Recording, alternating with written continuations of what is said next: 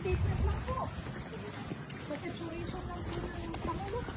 Baka mapagalitan kami. Ay, opo. Wala kasi akong mic eh. Okay. Sige ma'am. Okay. Mabilis lang po. Oo. Magandang hapon.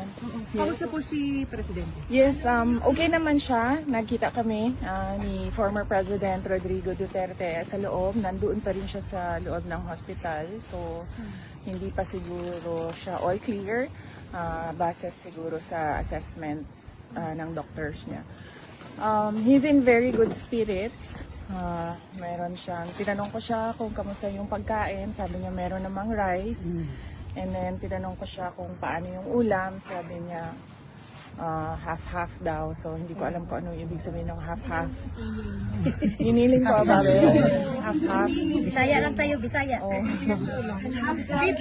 Ganda ni Bisaya. So, yes. Regarding the his legal team and his decision na sabi ni Attorney Roque, he has to decide on, has he made that decision? Very very general lang ang pwede ko i-discuss about the legal team and the legal strategies and kung anong mga ways forward legally. Unang-una, his team is headed by Attorney Nicholas Kaufman, and then meron pa akong mga kakausapin ng mga lawyers, no? Meron pang darating na isang abogado. I-interview ko siya para sumali sa team. And then once maayos na yung team for ICC, magwi-withdraw si Attorney Medialdea kasi meron lang limited na mga slots for lawyers, and we want all the lawyers on board na merong ICC experience. So ma'am, ibig sabihin po ay pinili po ni Pangulong Duterte na legal aid. Kumbaga the court from the ICC For own money. for the Financial council. assistance. Kasi parang dalawa raw po yun. Either the court pays for the councils or it's the Own money. president. Own money. On that matter, no, it's best if you ask Nicholas Kaufman kung ano yung direction nila, since siya yung lawyer and si former President Rodrigo Duterte yung client. So I am just here to assist President Duterte sa pag-create ng legal team, kasi every time na pumapasok ako doon, pinapauwi na niya talaga ako. Yung sa pa rin na Pilipinas. sinasabi. So ma'am, ano pong sinabi niya sa kanya dahil pinapauwi na po kayo? Paulit-ulit kasi siya sa sinasabi niya na what are you doing here? Umuwi ka na ng Pilipinas. So, ayun, inaayos ko lang yung legal team. Meron na akong i-interview na isa pang lawyer.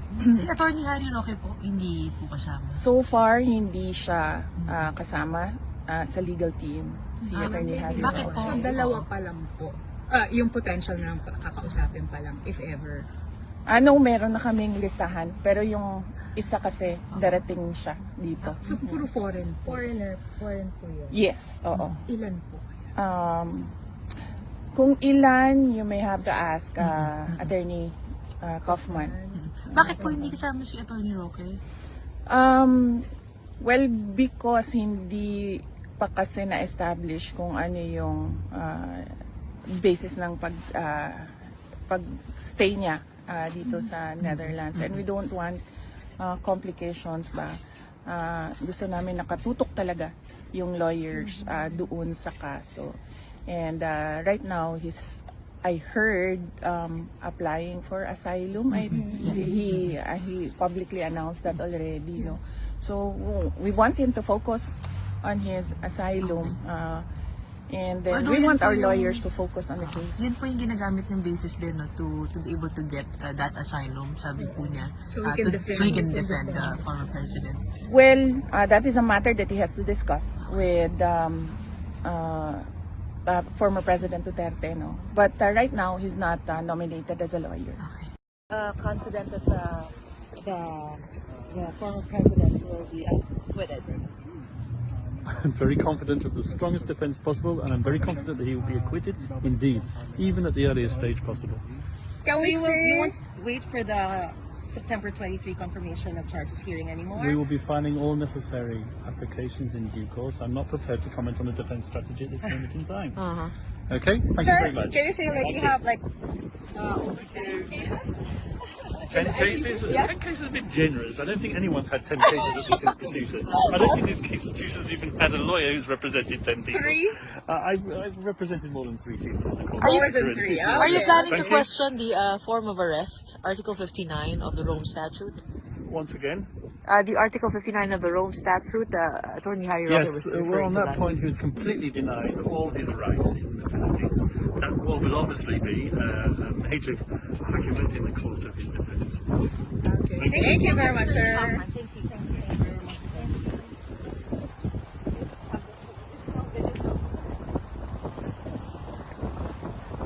Attorney, final, is DDS okay? Salvador Medialdea? I have no information on him, and once again, it's a matter of medical privacy. Okay. Thank you. You were not with him earlier. I was with him earlier, yes. Okay. Okay. I wish him all the best. I hope he's well. All right. Okay. But I have no comments on what's happening with him. Where he is, I have no information. All right. But was it an emergency? Once again, I'm not at privilege to discuss medical privacy. But is he in a wheelchair before he entered? Once again, I'm not Okay, in a position okay, to discuss matters of medical privacy. So he was Thank you. with you for how long? He was with me this morning. Thank you.